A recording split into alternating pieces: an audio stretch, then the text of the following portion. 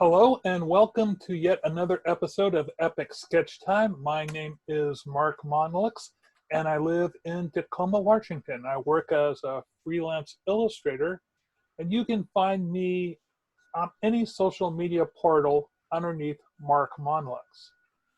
With me today are Bill Morse and Ian. And oh my God, Ian, I was just about to mangle your last name. How do you pronounce your last name? It's Castruita. Castruita.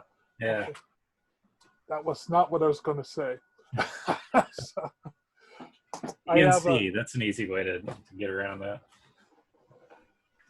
Anyway, Bill, why don't you tell people where you are and what you do? Hi, I'm Bill Morse. I'm in Seattle, and I'm a freelance illustrator and cartoonist. And in my free time, I work on a comic strip called Rhapsodies, which you'll see in the address on the doodly-doo. Hey everybody, my name is Ian Castruita. You can find my stuff at unfedartist.com. For all my social media, it's Unfed Art.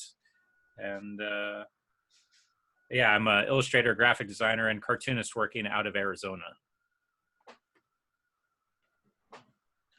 So let's see, I'm going to be working on my tablet today because I'm doing a logo. This is what I call an as-is logo, where the client's budget is not as high as I want it to be. So they're going to have to be happy with it as it's presented. There's not going to be any alterations or additional work on it. But I actually allowed them to take a look at the rough sketch because I wanted to ask them whether or not they wanted slippers or barefoot, since one of the things they wanted was to have it. Sometimes I get very interesting descriptions, and the logo form looks nothing like the description. In this case, okay, she looks a little bit like the description, but one of the key words was hygienic. Wow, okay. Let me. I rarely hear that in modern parlance. Well, it's for the food industry. She wants. Okay, that makes a bit more sense. I generally associate the word with milk. So let me. I'm trying to pull up her Facebook. She was also giving me a very short description. We haven't talked on the phone because apparently there's no budget to talk on the phone. Let me find this. And she's more of a fan of my artwork around town. So let me see if I can find her. Yes, here she is. And her request was for me to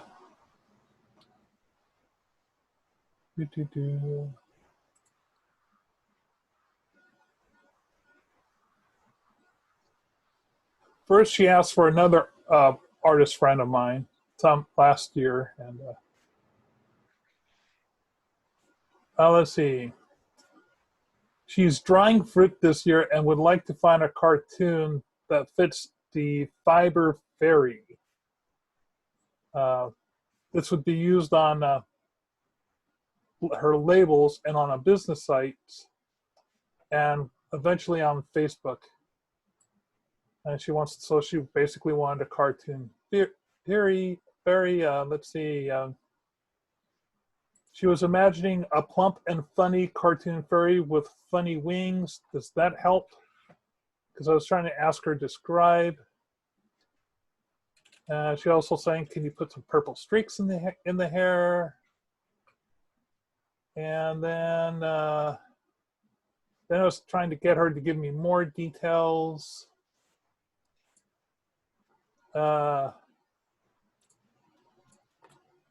Long hair, no hat, a wand in her hand, a positive expression, that she's cheerful. She can also be dressed in hippie garb. She is promoting dried fruit, so she has to look sanitary and health conscious. Will that work? And I wrote back, hippie garb to me is bell bottoms and pleasant blouses with a headband.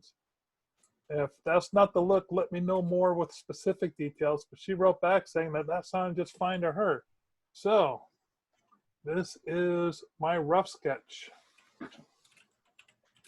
Ah, A very the specs that you listed made me think she was going for something a bit more Rubenesque, but yeah. I originally was thinking Rubenesque, but when I was thinking of we were kind of going with sort of like the 70s hippie chick vibe. mm-hmm. And this is basically what I felt comfortable drawing. So, but she liked it, so I'm going to be doing a final on it now. Cool. So what are you guys working on? Well, I'm working on a Sunday strip. And I've been making pretty good progress on it. Just a second. I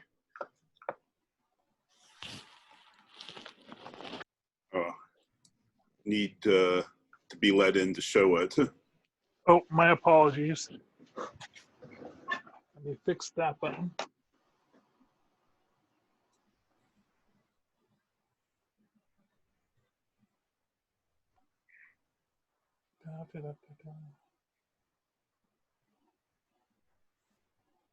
Okay, Bill, now try it.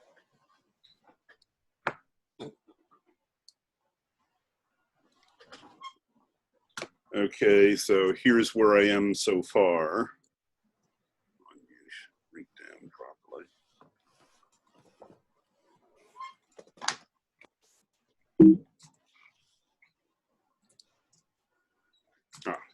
I didn't think you normally did Sunday strips.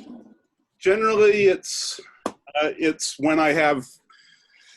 Generally, when I think of them, I've been wanting to try and do more. In this case, it's whenever I think the story that I'm working on is not fitting into the 5-week format.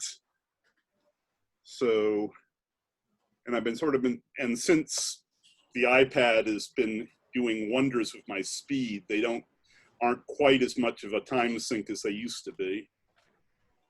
Mm-hmm. You just did a Sunday strip, right? I could have sworn I saw one. Yeah, yesterday. Yes, I did. Okay.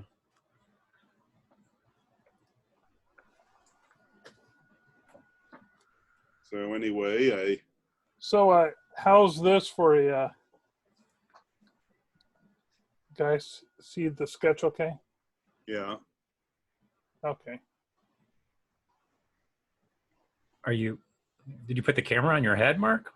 I put it in the color of my shirt. It's your parrot. There we go. Yeah, you'll be able to see more of it than normal. At least it's better than the top of my head.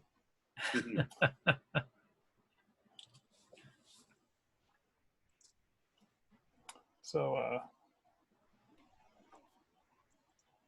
and Ian, what are you working on? Oh, I'm working on a comic that I procrastinated on this month, and I've made a goal of getting out this week before the end of the month. So we'll see how that happens. But yeah, as usual, I bit off more than I could chew, and not with this comic, but with other things. And I kept on putting this off, so I apologize for that. I really did want to get this done sooner, but yeah, it seems like the more you finish, the more you have to do. And I can't remember. I think there's an episode of Malcolm in the Middle where the father, he goes to get something out of the closet, and there's a broken light bulb in the closet, so he goes to find a spare light bulb, and the shelf that the light bulbs are on is creaky, so he goes to find a screwdriver and goes into the garage, and he finds a leak, and then he needs to get supplies from the hardware store, and the car kind of stutters when he jumps into the car, and so he goes underneath the hood to fix the car, and his wife shows up and it's like, hey, the light bulb's out, and he's like, I know, I'm trying to fix it. It seems like that's my life lately. I thought I was going to be kind of free after I did the update to the website, and it turned out I was like, oh man, I have so much more to do because of the website, and yeah, and I mean, not to mention like still trying to stay on top of actually, you know, making comics and all that stuff. So, you know, I guess it's good to be busy, but at the same time, I'm not really being paid for any of this. This is all like self-initiated stuff. So, Well, I'm hoping that I'll be able to show you guys some book illustrations I'm doing for a client. But until the book's published, it's, you know, mum's the word, right? Right. So, but it's still pretty cool though. Yeah. Oh yeah. It's a really fun book project too. And it's all thanks to my deck of playing cards. No kidding. Yeah, I'd met him through a professional organization where we were where I'm more really known for my whiteboard videos and stuff and sketchnoting. But at the convention, I happened to bring along a bunch of my decks of cards, and he bought one of the decks of cards, and he's just been really enjoying it. And then he got this idea for a book, and he thought, you know, Mark would be perfect for this book. And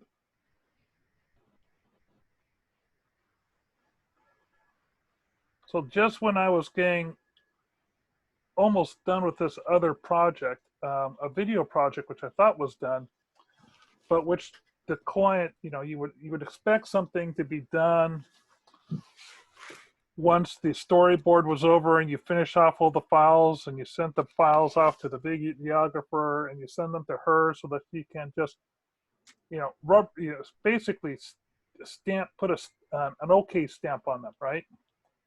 Mm. But she's seeing things that she wants to have change.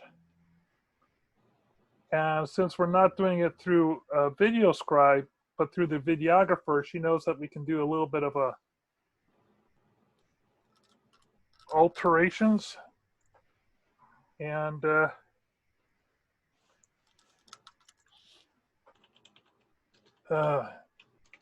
she knows that she can actually get some changes done. And so there's this one scene now that we're on scene version number 7. I'm kind of going, oh man, I'm being paid by the hour, so I'm not terribly worried about that.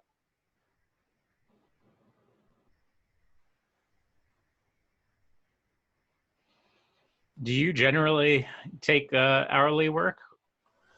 Oh, I've been doing it more and more. Really? But it's when I do hourly, it's a full rights buyout at $200. Okay. And basically, I found that a lot of clients want to buy full rights, and if I just charge heavy to begin with, they don't mind. So they'll just pay. You know, they'd rather have full rights buyout. I spent years and years negotiating on behalf of the client against myself, saying, okay, he only really needs one-time usage rights. He only needs this and this. And so I would try to sell them that package thinking, okay, let's go for the most affordable thing. And then about 15 years ago, halfway through my career, I realized this is a terrible idea. Why am I negotiating on the client should be doing their own negotiation? And I just switched over to saying, okay, what would be a full rights package so that I don't have to worry about being nervous about reuse or any of this thing? What would make me happy? How much money? And that's when I started charging a day rate of $2,000 and an hourly rate of $200. And it's worked out really well. I have to say I'm pretty happy. I'm not getting a bunch of residual little checks for reuses anymore. On the other hand, so that's a bit of a letdown, but the type of work I've been doing doesn't really lend itself to reuse. Like I did this one illustration some years ago that was basically a smiling sunny face. And over the years, I've resold that. The first time I sold it was for a one-time use for the Chelan County Tourism Board for the inside of a national brochure they did. And I got about $600 for it. But by selling the reuse of that image to both, first they came back and said, hey, we'd like to have a reuse fee of this next month. And then the designer who used that piece of art said, hey, I'd like to use that for something else. And I said, okay. And the licensing just kept going and going and going. And I made not quite $20,000 off of it, but somewhere between $15,000 and $20,000. Well, that's supposed to be like the goal, right? Like you make artwork, you keep most of the rights, and then you find ways to resell it. But you're saying that became kind of a burden or just obnoxious to you? I was noticing that with the change in the industry, with the internet, everybody was taking for granted that they were going to get everything. Huh. And I thought, if they're just going to have that attitude from the get-go, why not just put forward the budget for it initially? And I was really surprised that the clients I was working with, nearly all of them were corporate level at that point, and they didn't flinch. And so it was an easy way. Now, I'm not saying that all my clients were that way, but a majority of them were, enough that you'll still get a client I love having a client just reel with sticker shock, and then so I can't pay that, and then you negotiate down rather than trying to negotiate up when the client says, oh, but I want to use it for this and this and this. They don't like the idea of having to pay more money in a negotiation, but they love the idea of paying less money in a negotiation. Yeah, that makes sense. And I just was angry with myself for not realizing that for so many years. And it's because I had the typical artist mentality of, oh, I want to be a nice guy. And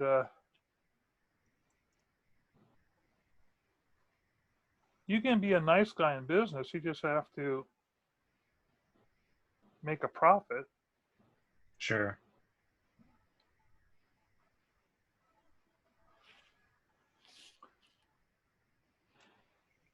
But yeah, but on this logo, I am not making a profit on this logo. Are you losing money? Oh, I am so losing money on this logo. Yeah. I am paying. She's not paying me nearly enough. But sometimes you do jobs for sweet old ladies, or you have a feeling about something that it's going to come back and be beneficial to you later on somehow. Like this is a gal who's pretty heavy in the fine arts community in Tacoma. So, and my name is getting known more and more in this community as a person to go to. So if I can, now I don't want it to be known as a person to go to get a cheap logo. That's not it. But I was just kind of weighing the thing of, I think the positive on this will actually outweigh the negative. I know it sounds like I'm saying, oh, this will be good exposure for me, but it's not exposure. I'm getting the exposure. It's sort of like a reputation as someone who's willing to work within the industry.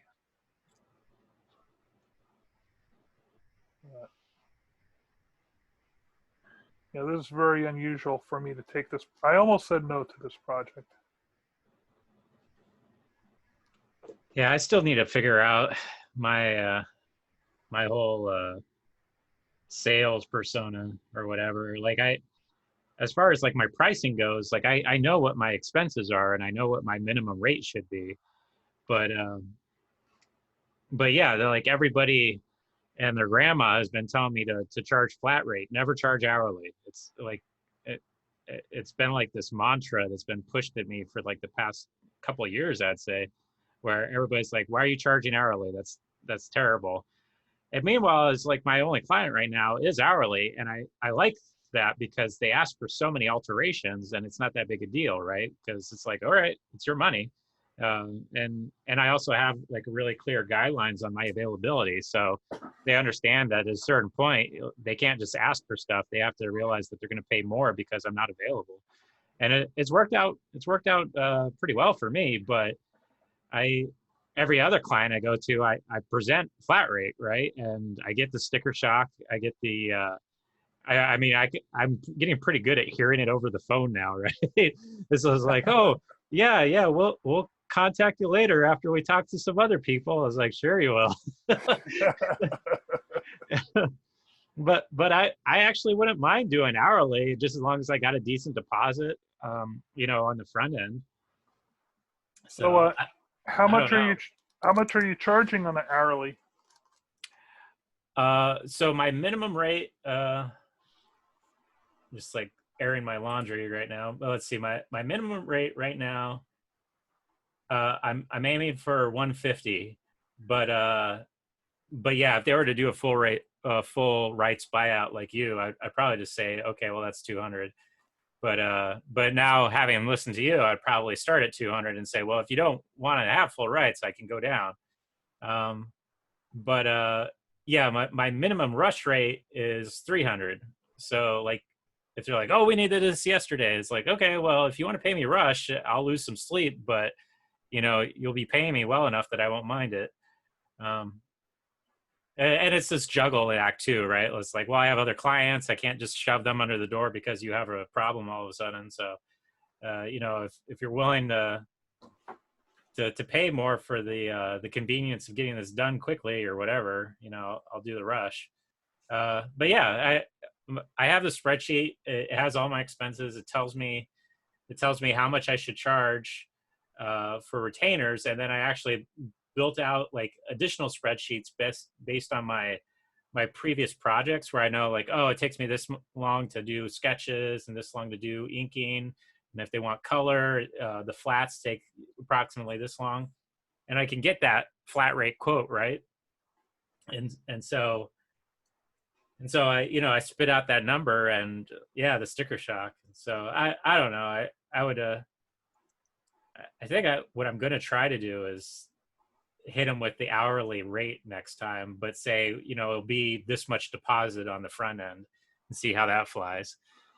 Well, one of the things that I've been doing to, I've charged a larger amount of money, right? I'll let them know how much the project's going to be, and if I'm not making $200 an hour, I know I'm not going to make a profit on it. One of the things I do is to get the larger budgets for those people who have sticker shocks is I explain that I arrange payment plans for them. And that's been working out really well. And how do you figure that out? Like, because there's always the risk that they just won't pay, right? But here's the thing. there is the risk that they won't pay. But what you do is, it's not, I'm going to put my camera back on top of my, it's falling out of my pocket. Ah!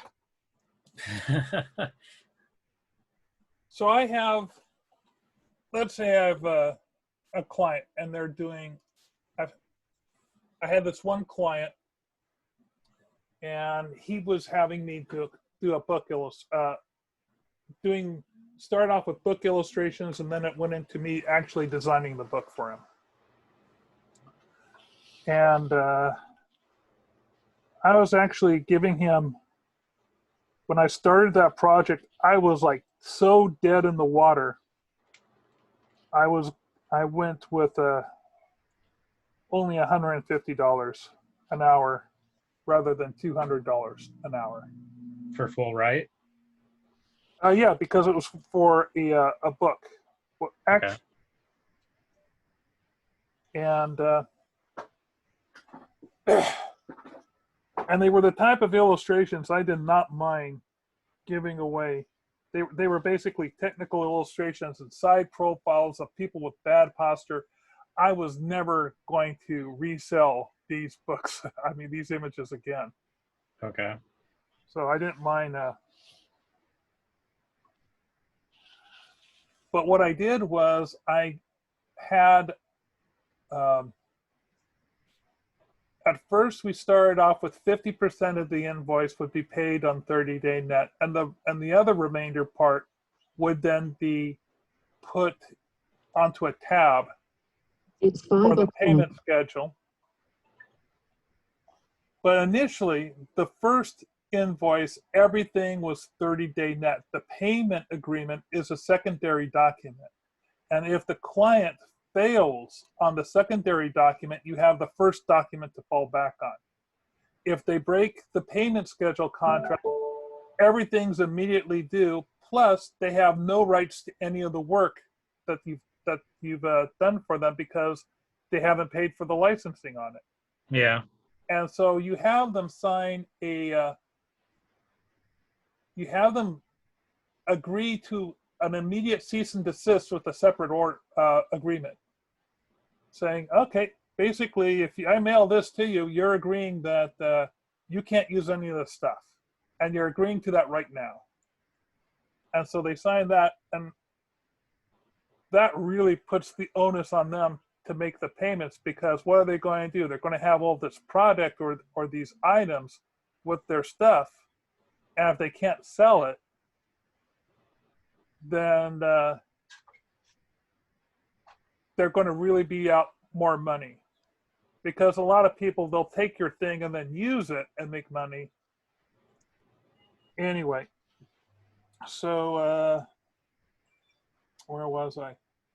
The way I work it with my clients is I'll start with either $50 or $100 a month if they have a credit line of me, say between $1,000 to $2,000. I'm in no rush to get this money so long as I get a small check every month. Now, what happens is that client will come back to me and ask me to do more work. This client kept revising his book. So his buffer kept getting bigger and bigger, or his line of credit with me kept getting larger and larger. And every time it did, I would increase the amount of his monthly payment.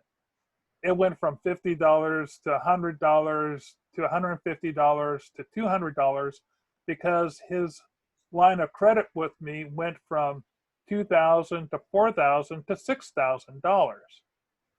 I was in no rush to get that $6,000, you know, $200 a month. This is how I completely broke out of my feast to famine syndrome. Yeah. Yeah, because I had like, you know, anywhere between 2 or 4 checks coming in a month that would definitely cover all the big bills that I had in my life. I mean, it would cover the mortgage or what have you. So, and it left, in the meantime, I was also getting that little bit of net amount from each project. So I'm getting more than just the payment schedule money. I'm also getting, like maybe 20% or 25% of whatever the project was initially. Right. I'd be getting that on net 30. So, I've you sold, said you made a original contract? you have your original contract. Okay. And that has your fee and everything based in it. Right. And it has everything. But it doesn't have a payment structure on it? No. It does have a payment structure. The payment structure is net 30. A lot of people forget that you can have more than one contract piled on top of another contract. You can modify the agreement with a secondary agreement. So the secondary agreement would say, okay, and my payments contract is very vicious. I mean, there's tremendous penalties if you're late. But the thing is, one of the things in that contract is that all those payments would be paid automatically via the bank. And anyone can go into, like you could go into your bank account and say, oh, write so-and-so a check on the 1st of every month. Okay. When I first started doing this, you couldn't. You'd have to actually write a check. And I had this one client, I did a beer label for him. He called me up because his check was late. And he says, Mark, I forgot to send it. Can I still use the material? I said, yeah, just send me the late fee. I think my late fee was like another $150. It was like, him having to make double the normal payment. But he paid it off. And that was for a $1,000 beer label. Yeah, I only got $1,000 for a beer label. Yeah. But so the secondary document that you have, it basically says that you and the client are agreeing to a payment plan in lieu of the original agreement, and then if it's not default on the payment plan? It's not in lieu of the original agreement. It's just a payment plan. Okay. Because if they mess up, or if they break that second contract, I can instantly activate the first contract, and and have everything become immediately past due, and hit them with late payments for the whole 9 yards. So did you draft this yourself, or did you have a lawyer help you? I drafted myself. It's easy. Really? You don't need lawyers to draw up this stuff. Yeah, I'm trying to think of how I do it in my head, and it's just it's giving me a headache. So, well, if you want me to send you over my agreement sometime, it's the payment agreement is really simple. It's just one page. Mm-hmm. And it's easy to understand. It has a couple of penalties. It says, hey, this is what happened. It basically covers all the points I talked to. I don't think there's more than 12 points in the entire contract. Yeah. I'd like to see a webinar on this whole thing. Like, I mean, everything you said is like definitely on topic for me, because it's like I said, I'm trying to struggle with the getting a client to jump on board and say, yeah, let's pay you. But yeah, I mean, basically what you're saying is like you've made it less of a what's the word? You've taken the sting out of getting paid for the client, right? And that's super interesting to me. Like I'd love to find out more. But yeah, I mean, if there is something you want to share, by all means, I'd be happy to take a look at it. Yeah, because I had my original agreement that Katie Lane from Work Made from Hire helped me with, and I was pretty happy with that. And then I did a legal audit of my business, and the lawyer down here in Arizona was a mergers and whatever corporation lawyer, and he offered to take some of the language but make it more ironclad, if you will, like cut out, basically make it more legalese, where Katie Right. was like nice and inviting, and you're like, oh, I can understand this. Like the new contract is like, it's like, holy cow, this is an intimidating document, you know. But I was happy with it because, you know, I don't really want to have problems. I want the contract to take care of everything in the front. So Well, you know, that intimidating language can be a problem. yeah. Like there's, I tell the story that I was contacted by the Bellevue Athletic Club, Okay. by the designer there, and she said, Mark, can we hire you to look at this contract? I said, what, you don't want to hire a lawyer? Oh, we've had lawyers look at this, and they say it's an okay contract, but we don't understand it.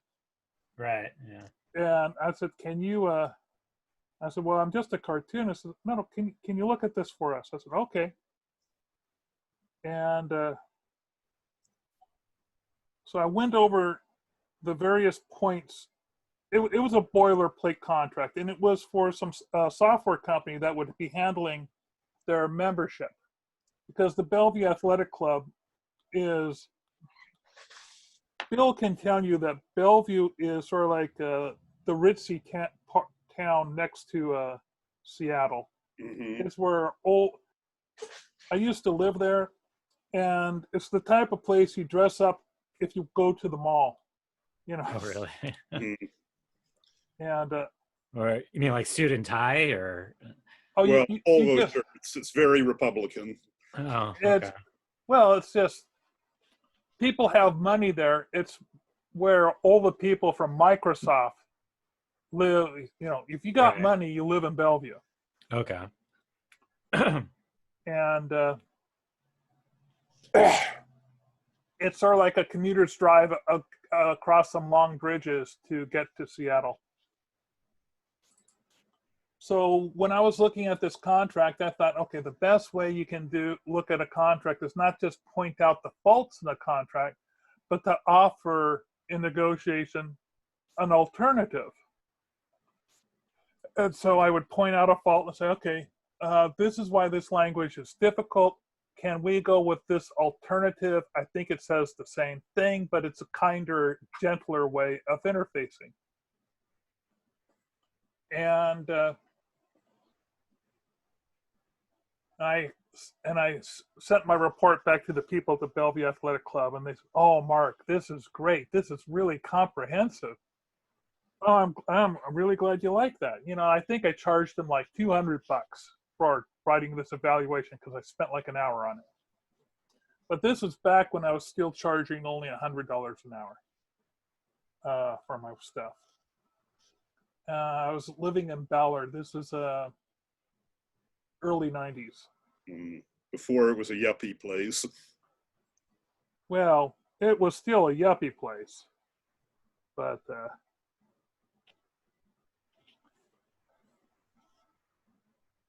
let's see, what was I saying?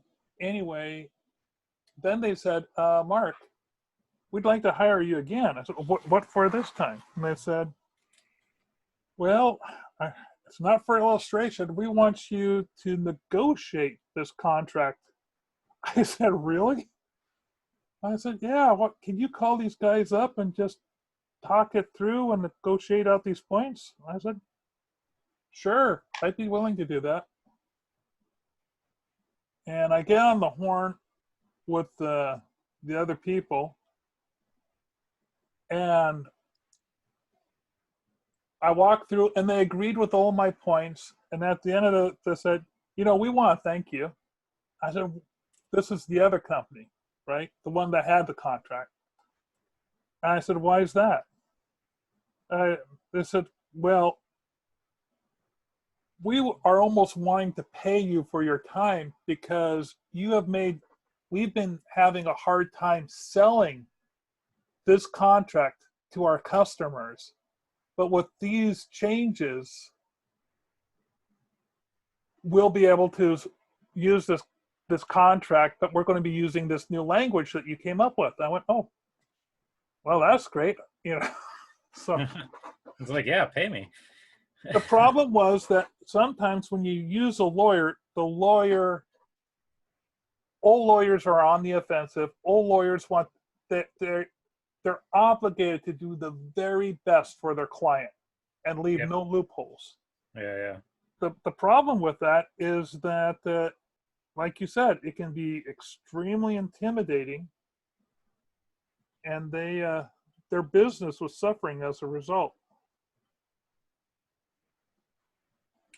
Yeah, I mean, like I said, I like the contract because it's so ironclad and just like it's a strong document. But yeah, I just know that, you know, some would look at it like me and just I probably wouldn't have as hard a time as other people, but you know, some would look at it and just not even bother reading it, which is a bad thing in my opinion. I mean, if somebody says, "Oh yeah, they're not even going to take a look at the contract," it's like, well, that contract defines the relationship in many ways. It's important that they understand it. So I don't want that. But by that same token, one of my other networking groups this past month, they were talking about how they've had trouble dealing with client delays. And I said, well, why isn't this already addressed in your contract? Because I have provisions in my contract that covered delays, and how, like, if a client doesn't give feedback in an appropriate amount of time, I can have the authority to put a project on hold and negate all the milestones and the deadlines. And if they come back to me, we have to come up with new timelines, because, you know, I have other things to do. I can't wait for them, and they need to understand that. And so, I mean, that's in the contract, right? And I shared that language with them, and I was very specific about telling them, it's like, you know, I still want you guys to talk to a lawyer, because one of the things I understand is a lot of people make Frankenstein contracts where they get pieces and bits from other contracts and they try to make a contract out of it. But you can actually negate an entire legal document because it'll have conflicting language or it'll have vague language. And anyway, I mean, I was like, you know, take this as inspiration, but don't take it and just plug it into your agreements. You need to make sure you talk to a lawyer and make sure that it's included appropriately. And so I mean, I'm very in tune with, like, you know, what the lawyer side would be, but here I am having trouble getting clients, right? And it's just like, ultimately, this is supposed to be a document that's supposed to facilitate a business arrangement, not impede it, right? So yeah, I have so much more to just kind of iron out. Well, what I suggest is, you know, do what I did and make friends with lawyers, because I have a friend, Daniel Abraham, and I don't know if Bill's ever met Daniel. Did you meet him? Not personally, but I might have been on a phone conference with him. And I've known Daniel. Daniel used to be a volunteer with the Graphic Artists Guild way back when. Okay. And he did a lot of legal work for them. As a matter of fact, he was on the team that stood up before the Supreme Court for Tassini versus New York Times. And so he and I love talking about contracts. Yeah, they have. You should go to Mark's YouTube page. They have a playlist of it. Oh, really? Oh yeah, he and I have. We did several chats about copyright and contracting and things, and it's called Law and Artist. And I'd be doing with him still, but he kind of a bit of a Luddite on Facebook, and I was saying that, you know, it wasn't going to do us any good if he wasn't on Facebook, so that he could start promoting for both of us. And it's been like a year, and he still hasn't gotten himself social media acclimatized yet. I wouldn't mind doing a podcast with him instead of a video thing, but last time I talked to him, he was busy trying to figure out how to do his, he teaches law, and he was trying to figure out how to do all his online curriculum via Zoom, and he hates that. He hates the format. But hey, he's absolutely brilliant for talking about topics, and he loves talking about it from the artist's point of view, and he understands copyright law very thoroughly. And there's a lot of lawyers out there who only vaguely understand copyright law because it's not their major. They just don't deal with IT as much as other people.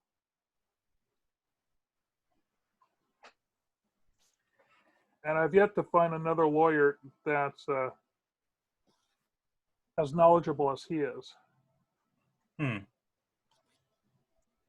Yeah, I've always just been wary of like, you know, the legalese and everything, and I don't know. I assume that I reflect the same kind of hesitation other people have, where they look at a legal document and they think, oh, where's the gotcha? You know, where is that part that if I don't understand well enough, I'm going to get screwed later on. And so, yeah, I definitely like being well versed in contracts, but a lot of it is based, you know, mainly on anxiety, right? Like I got to cover my own ass, and I got to be ready to spot the pitfalls and all that stuff. So it's not something I think of as fun, you know. And then lately, on the other side of things, like I see it as almost like a protection, right? Like a thing that makes sure that if things do go bad, I'm protected. You know, not necessarily the client, but, you know, obviously it should protect both of us. But it seems like that's when you get those boilerplates and things like that, it seems like they're always very one-sided, right?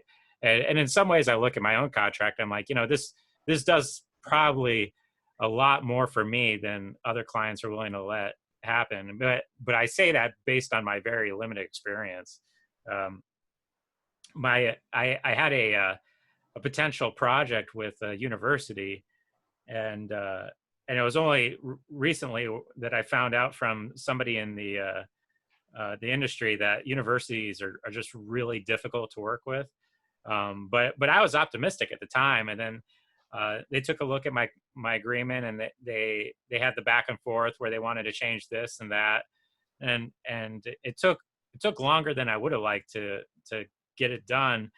And I thought it was all wrapped up, and then they came back to me and it's like, oh, by the way, we have a master contract that your agreement has to also fall under. So here it is. You can take a look at it and let me know if you have any questions.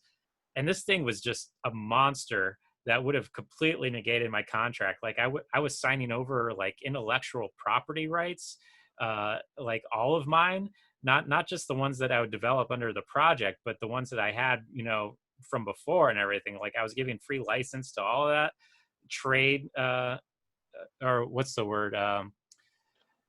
Tradecraft. I can't remember the word, but trade secrets, excuse me, like just all of that stuff. And then I was like, well, you know, this is basically a work for hire agreement, but I haven't been negotiating with them under work for hire terms. So there I was, and I was like, well, I could do this, but I'd have to charge them like twice as much because they're taking everything. I don't even have the right to put it on my portfolio or say that they're my client.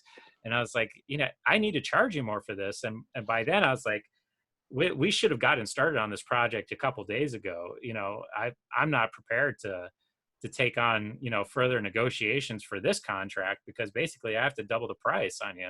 So I just stepped away. I felt super bad about it too, but yeah, that's my experience. Is like, you know, you get their contract and you're getting plowed under, and really it's just like you have to start with your contract and kind of work back from there. Kind of the same way as it is with negotiating the rate, right? Like you don't start low and then work your way high. You start high and then work your way low. And it's kind of the same with the contract.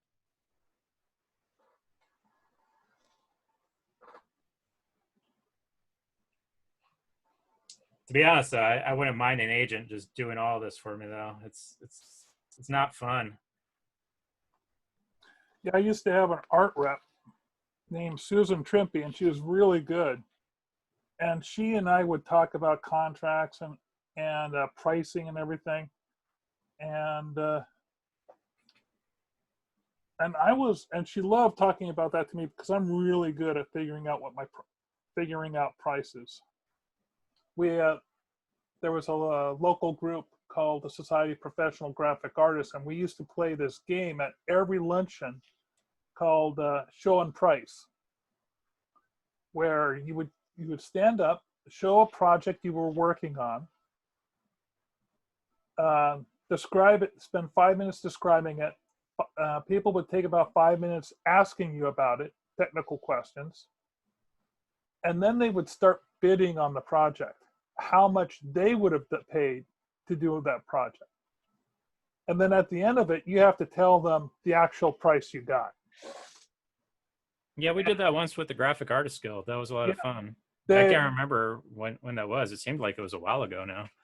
Yeah, the Graphic Artist Guild does something called the pricing game, but Bill, when did James Stowe said he was going to do another pricing game?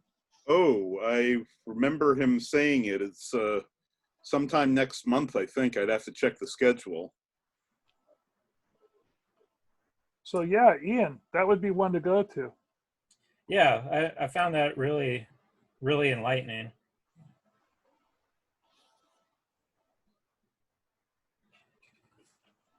But well. I used to go, I loved that group. We would do that every single month. It was the whole one of the reasons I went to that, the SBJ, all the guys in there were old school. They had been working as freelancers, right after World War II. And they had basically set all the new standards. Like they got rid of work for hire in the Seattle area and got all the agencies basically used to not doing work for hire and not doing work on spec. People used to do work on spec all the time. It was terrible. God, I would have loved to work during that time. I mean, it seems like that's all kind of coming back now. And so there were all these great artists in town too. William Dunning, Bill Werbeck was in charge of this. He was one of the founders of the group. Matter of fact, he's still alive. He's 95 years old and still painting. He's the guy who gave you that book. Yeah, here it is.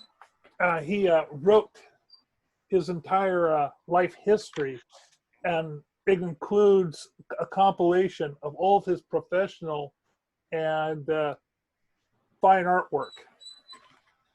So really, he did all the 1962 World Fair stuff.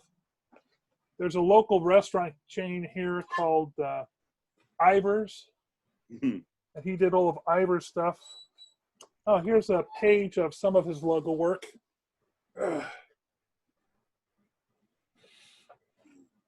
Oh.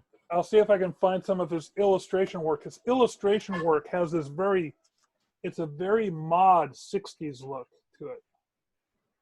Let's see if I can find...